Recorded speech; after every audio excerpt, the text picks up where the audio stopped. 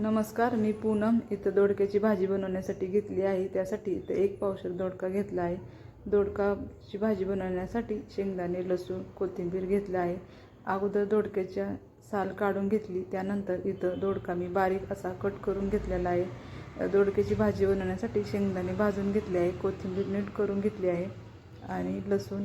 त्यानंतर इथं दोडका कट करून घेतला. शेंगदाणे, लसूण, कोथिंबीर बारीक चिरून मिक्सरच्या भांड्यामध्ये वाटण करून घेणार आहे.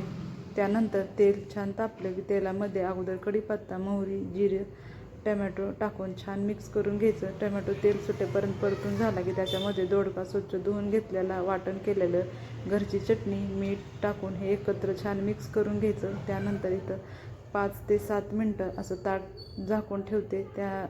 तेल सुटेपर्यंत छान दोडका झाला की इथं मी दोडक्याचा रस्सा भाजी करणार आहे. त्यासाठी अगोदर इथं गरम पाणी करून घेतलं आहे आणि दोडका शिजण्यासाठी पाणी टाकलं आहे. इथं छान अशी दोडक्याची भाजी झाली आहे.